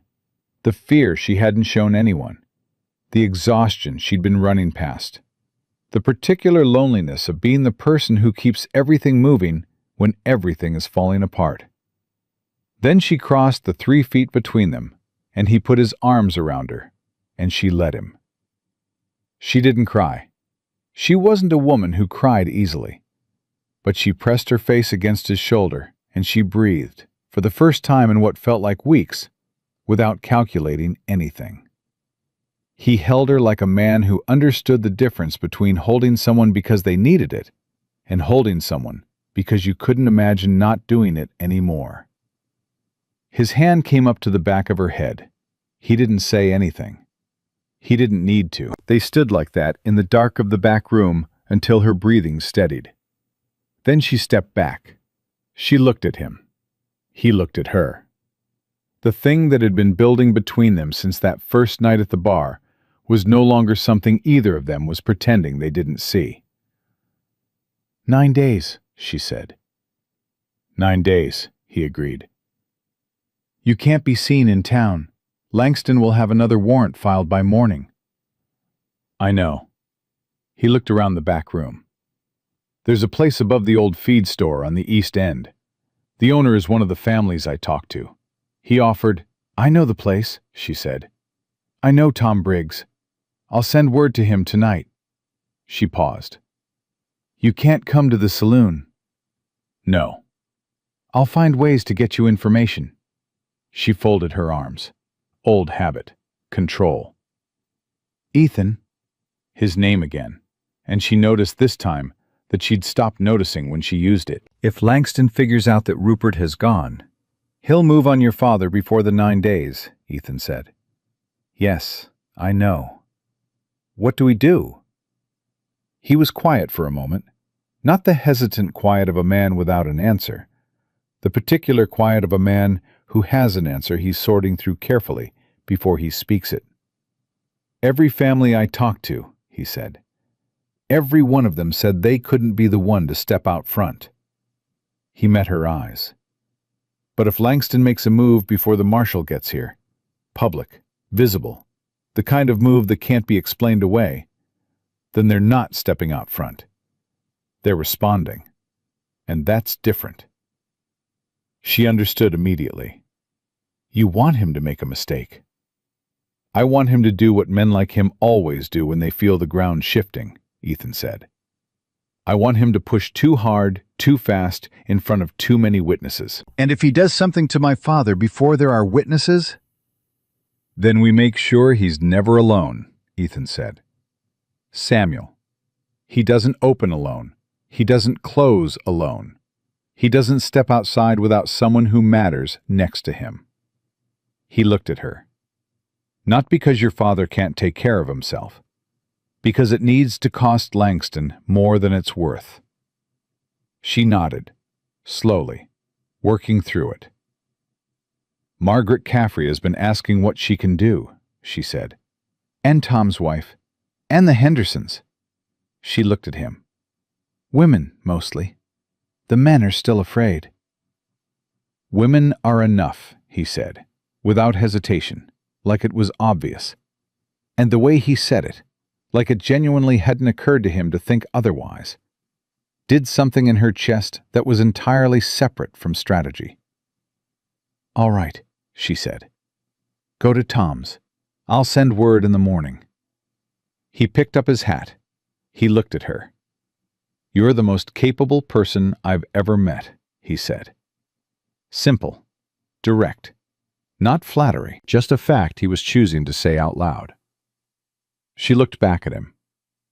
"Don't make me like you too much," she said. "It's inconvenient under the circumstances." He almost smiled, the closest thing to a real smile she'd seen on him yet. He put his hat on and went out the back. She stood in the empty room for a moment. Then she started writing notes to Margaret Caffrey and Tom Briggs's wife and the Henderson women and 4 others in her clear, economical hand, asking for something specific and manageable from each of them. Something that would cost Langston the one thing his money couldn't replace: witnesses. The next 6 days moved like something with gears, grinding, purposeful, and occasionally alarming. Samuel never opened or closed alone. Margaret Caffrey took to sitting in the saloon every morning over coffee, staying until noon, which no one could object to because she was a paying customer, doing nothing more than drinking coffee and talking to whoever sat down. The Henderson sisters started stopping in for lunch. Tom Briggs's wife, Clara, took to doing her shopping at the times when Langston's men were most likely to be in the street, timing it with a precision she attributed to coincidence, and that fooled absolutely no one. Langston felt it. Ethan heard it through the network of small messages that moved between Tom's feed store and the back door of the Broken Spur, with the particular efficiency of people who have decided to stop being afraid. Langston had called Pruitt in twice, had ridden to town himself on day 5 and stood outside the Broken Spur for a long moment, and then ridden away, which was more unnerving than anything he'd done openly. On day 6, a rider came through from the east. Nobody Ethan recognized. He stopped at the saloon, had one drink, left. An hour later, Samuel sent a boy to Tom Briggs's store with a note that said only, "About Rupert." Ethan read it and sat very still for approximately 30 seconds. Then he put on his hat and started moving. Langston knew, which meant the timeline had just collapsed from 3 days to hours, which meant the marshal was either close enough to matter or he wasn't, and there was no longer any way to know which meant the only thing left was to make sure that whatever Langston did next, he did it in front of every witness they'd spent 6 days assembling. He sent 3 notes, one to Lydia, one to Margaret Caffrey, one to Tom Briggs. Each one said the same thing in different words. Tomorrow morning, be there. Then he sat in the dark of Tom's feed store and waited for the morning, and thought about Lydia, and tried not to think about all the ways this could still go wrong. He didn't sleep. He'd stopped expecting to. Just before dawn, a sound outside made a move to the window. In the street below, 3 horses stood tied to the rail outside the broken spur. Langston's brand on the saddles, visible even in the gray pre-dawn light. And coming around the corner, on foot, unhurried as a man taking an evening stroll, was Victor Langston himself. Not Pruitt, not hired men with a warrant. Langston, personally. Which meant he was done being patient. Which meant whatever happened in the next few minutes was going to happen fast, and without the careful audience they'd spent 6 days building. Because it was not yet dawn, and the street was empty, and Langston had timed this exactly right. And Ethan was already running for the stairs before the thought finished forming. Ethan hit the street at a dead run. The pre-dawn air was still thick with heat, the kind that never fully left in July, and the town was silent in the particular way of places that hadn't yet decided to wake up. 3 horses at the rail. Langston already through the saloon's front door, which meant he hadn't knocked, which meant he'd come with a key or with a boot, and neither option was good. Ethan came through the back. He heard it before he saw it. Samuel's voice, sharp and angry, and underneath it, a sound that turned his stomach cold. A sound he recognized from too many years of situations where someone with power had decided that the performance of civility was no longer necessary. The flat, hard sound of a man who had stopped pretending. He came through the kitchen door into the saloon and took in the room in 1 second. Langston had Samuel by the collar of his shirt, backed against the bar. 2 of his men stood near the front door. Pruitt was absent, which meant this was off-book, even by Langston's standards. Something personal that he didn't want his foreman to witness or later report. Lydia was on the stairs, halfway down, having come from her room above at the noise, her hair loose and her eyes fully awake, and her right hand gripping the stair rail with enough force to whiten her knuckles. "Let him go," Ethan said. Every head turned. Langston looked at him across the saloon with an expression of pure, cold fury that had finally stopped wearing the mask of patience. "You," he said. "You are supposed to be gone." "I keep hearing that," Ethan said. He moved into the room, keeping his distance from the 2 men at the door, reading their positions, reading the distance to Langston. "Let Samuel go. Step back, and we can have whatever conversation you came here to have." "I'm done having conversations." Langston's grip on Samuel's collar tightened. Samuel's face was red, and his hands were at Langston's wrist. And he was a big man, Samuel. But 60 years and a bad leg, and a lifetime of not being a violent man, put him at a specific disadvantage with someone who had never once in his life stopped himself from doing what he wanted to do. "I have a note that comes due in 3 days, and a piano player who has apparently taken a sudden interest in travel, and a drifter who should have been in the next territory 2 weeks ago. His voice had gone to something raw and stripped. "This ends tonight." "How?" Ethan said. "Tell me exactly how you think this ends." "Samuel signs the saloon over to me. Tonight. Right now." He looked at Lydia on the stairs. "And you come down those stairs and you act like a woman with sense for the first time since I've known you." Lydia came down the stairs, not because he told her to, at her own pace, with her chin up and her eyes on Langston, and the expression on her face of someone who has thought through what they're about to say and decided it's worth the cost. She stopped at the bottom step, which put her at a slight height advantage, and she used it. "Victor," she said, his first name, flat and deliberate. "Look at where you are. Look at what you're doing. You came to my father's home before sunrise and put your hands on him." Her voice was steady as iron. "This is who you are. Not the man who owns the valley.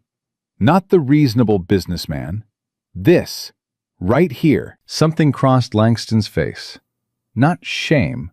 Men like him had long since made their peace with the absence of shame. But something adjacent to it. The particular discomfort of being seen accurately. His grip on Samuel loosened by a fraction. Ethan moved. Not toward Langston. Toward the space between Langston and his men at the door. Cutting the angle. Positioning himself where neither threat could reach the other without going through him first. It was an old soldier's instinct, and it worked, because both men at the door shifted uncertainly and looked at each other, and neither drew. "Samuel," Ethan said quietly, without looking away from the room. "Step away." Samuel pulled himself free and stepped back and put the bar between himself and Langston. His breathing was ragged. His eyes were furious. Langston looked at Ethan, at Lydia, at the empty saloon in the gray pre-dawn light, and Ethan watched him recalculate, watched the fury cool, just slightly, back into the thing it had briefly stopped being. The old patience returning, slower this time, less certain of itself. "This changes nothing," Langston said. "The note still comes due." "The note," Ethan said, "is the least of your problems." Langston looked at him. "Rupert left 6 days ago," Ethan said. "He's carrying survey documents and a letter from Hargrove dated 1869, acknowledging payment for falsified land records. If he's made Abilene, Marshal Holt already has it." He watched Langston's face. "You can feel it, can't you? The thing you've been afraid of for 20 years. It's already moving." The silence that followed was the longest of the morning. Langston stood in the middle of the Broken Spur saloon, and the mask slipped entirely for just a moment. 3 full seconds where Ethan could see all the way down to the foundation of the man, to the thing that had been driving him since 1868, to the fear underneath the patience and the power and the 20 years of careful architecture. The fear of being nothing. Of being returned to whatever he'd been before the war and the money and the fabricated land records had built him into something. Then the mask went back on. And when it did, it was different, harder. The look of a man who has just decided that the careful approach is finished. "Kill him," Langston said. The man nearest the door reached. Ethan was faster. He crossed the distance in 2 steps and caught the man's gun hand before it cleared the holster, twisted sharply, heard something crack, and the gun was on the floor before the man finished yelling. He used the momentum to spin into the second man's draw, got inside his reach, drove an elbow up and back, and that man went down against the doorframe and stayed there. 4 seconds, both men down. Ethan straightened. His breathing was even. He looked at Langston. Langston had not moved.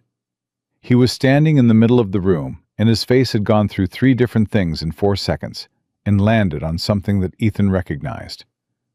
Not fear exactly, because fear implied uncertainty, and what was on Langston's face was more specific than that. It was the expression of a man confronting the exact moment when the world stops cooperating with his understanding.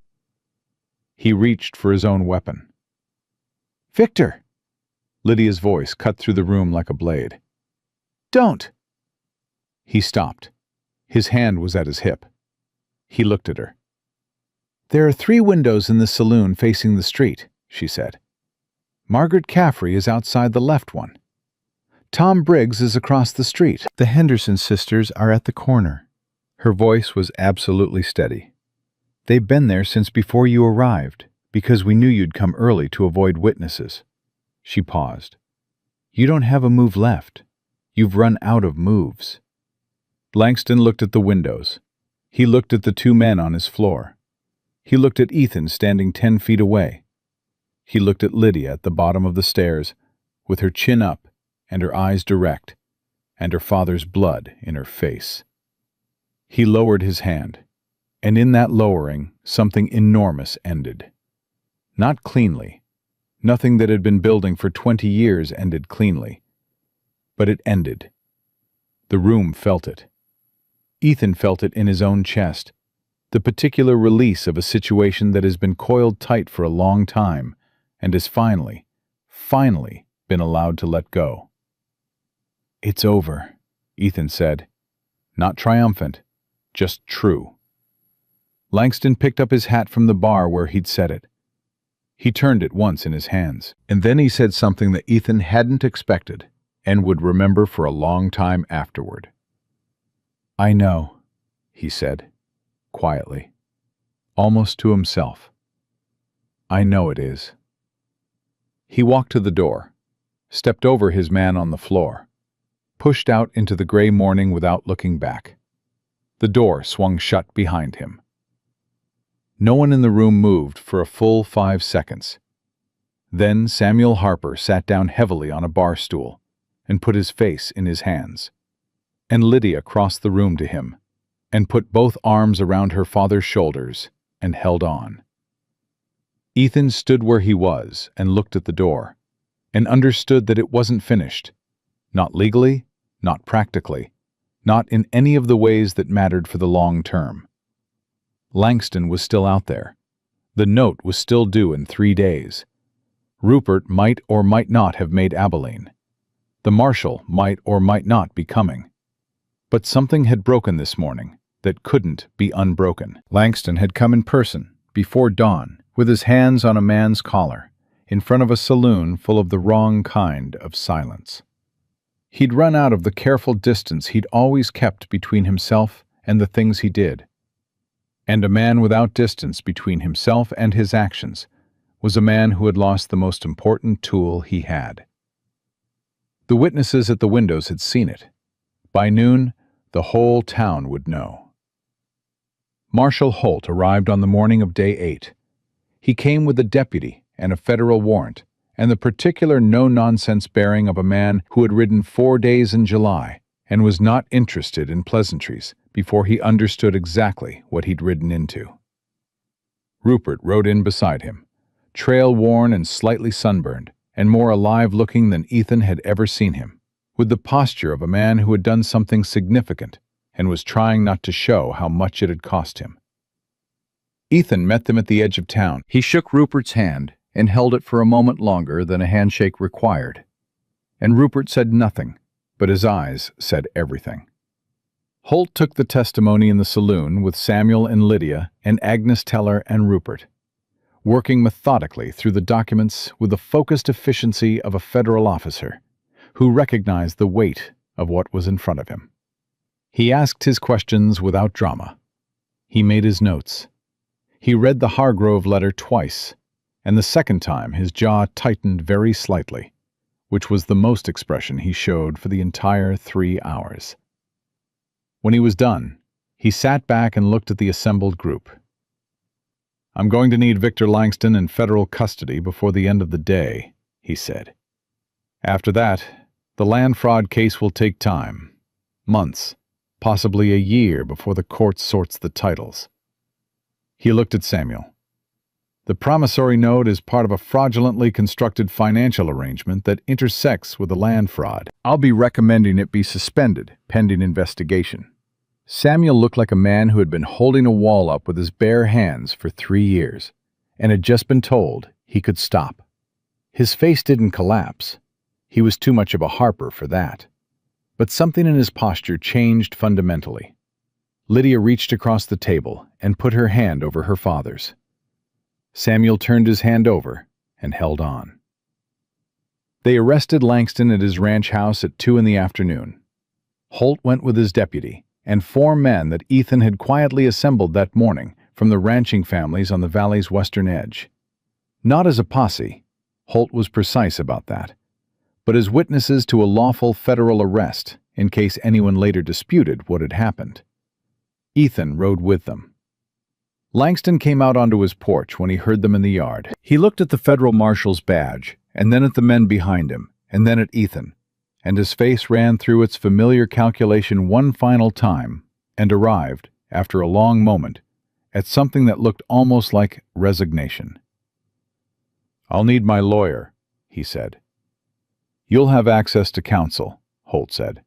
"Today, you'll come with me." Langston looked at Ethan. "You'll be gone from this valley inside a year," he said. "Men like you always are." Ethan looked back at him steadily. "Maybe," he said, "but the Harpers will be here." Something moved across Langston's face.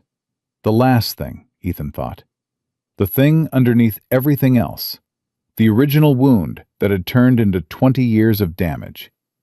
He couldn't name it precisely. He didn't need to. Langston put on his hat and walked down off his porch and let Holt put the restraints on him without resistance. Because whatever else Victor Langston was, he was smart enough to know when the arithmetic had finally and irrevocably run out. They rode back to town. The street was full. Not a mob, nothing loud or ugly. Just people who had come outside and were standing on the boardwalks and in the doorways. The grain merchant and his wife, the blacksmith, the widow Caffrey with her hands folded and her chin up, the Henderson sisters, Tom Briggs with his arm around his wife Clara, Agnes Teller, straight-backed and silent, watching with the patient eyes of a woman who had been waiting 7 years for this exact procession to pass by. Nobody cheered. This wasn't a cheering kind of moment. It was the kind of moment that called for something quieter. The communal exhale of a place that had been holding its breath for a very long time. Ethan rode through it and didn't look at any of them, because if he looked at them, he'd feel all of it at once, and he needed to finish the ride first. He found Lydia on the saloon's front step. She watched Langston pass with an expression he'd never seen on her.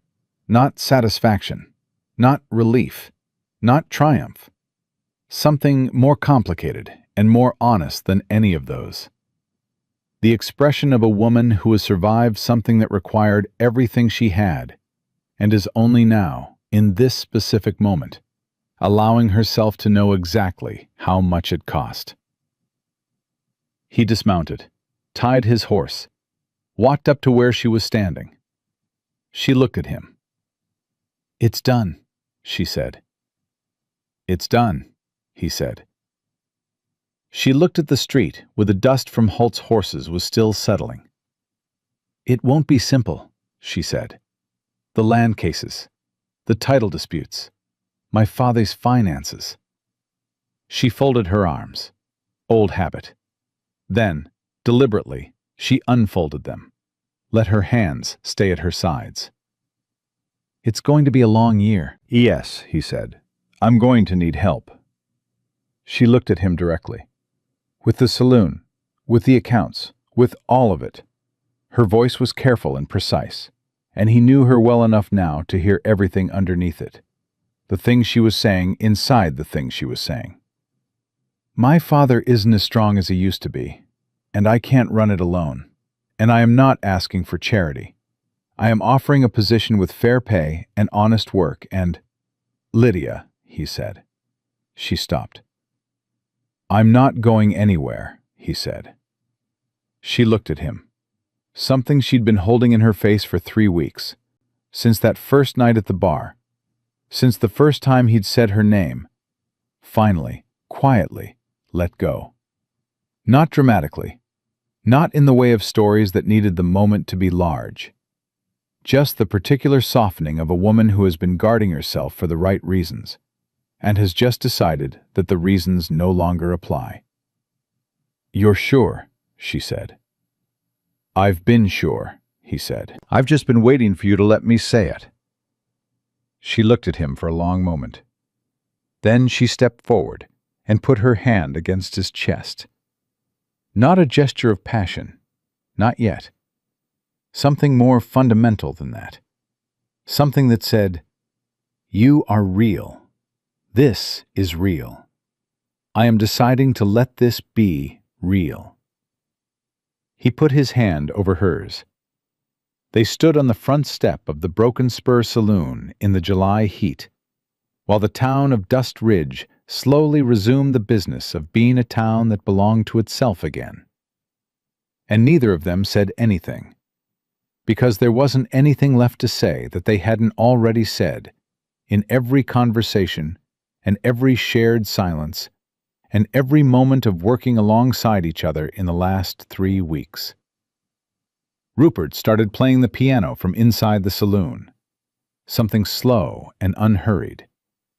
The first song he'd played in days that didn't feel like it was covering over something. Samuel Harper came out the front door and stopped when he saw them, and looked at his daughter's hand against Ethan's chest, and then looked up at Ethan's face.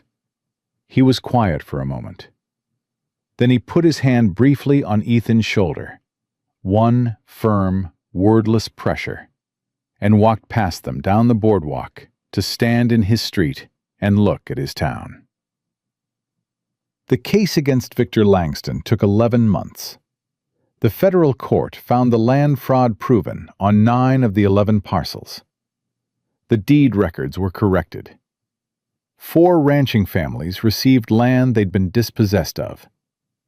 The promissory note against the Broken Spur Saloon was declared void as part of a fraudulently structured arrangement, and Samuel Harper burned the original copy in the fireplace on the night the ruling came through. Doyle resigned the sheriff's office in September, before the federal investigation reached his arrangements with Langston. He came to the saloon the evening of his last day and sat at the bar and ordered 1 drink and said to Ethan, without looking at him, "I should have done better." Ethan poured him his drink and said, "Yes," and left it at that, because some things didn't need more than the truth and the space to sit in it. Pruitt left the valley when Langston was arrested, and nobody heard from him again, which was probably the best outcome available for everyone, including Pruitt. Rupert kept playing piano. Agnes Teller's schoolhouse got a new roof in the fall, paid for by a community subscription that came together in 3 days and was oversubscribed by $40. Agnes cried when they told her, briefly and privately, and then went back to teaching with the same precise composure she brought to everything.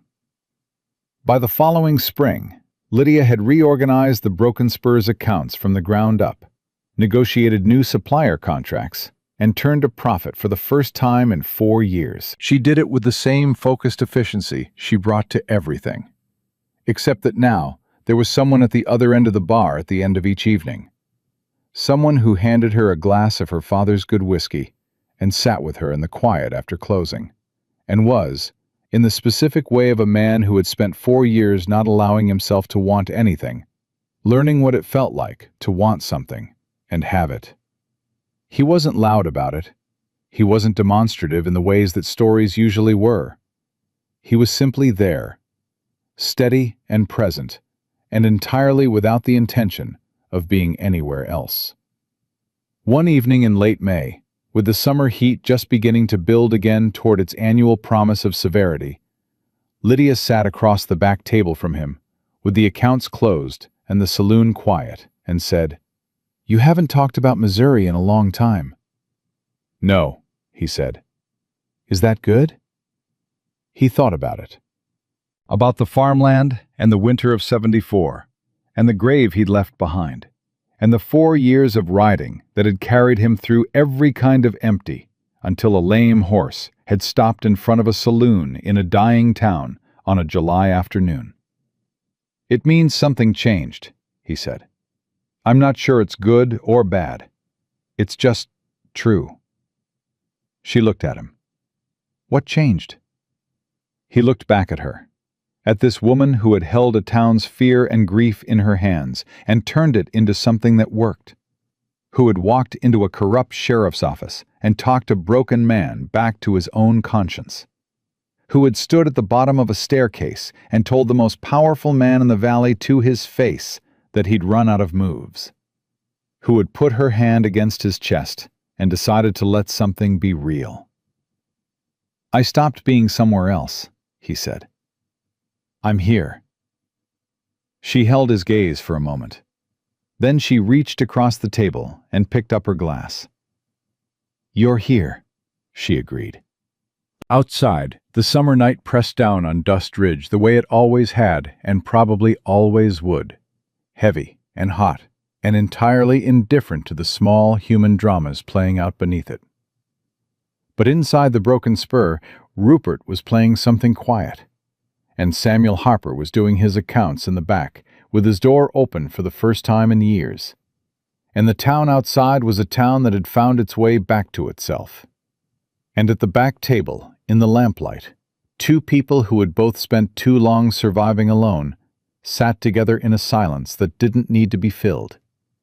Because some things, once found, required nothing more than the decision to stay. And Ethan Cole had finally, after 4 years and 1,000 miles of empty road, made that decision. He was staying.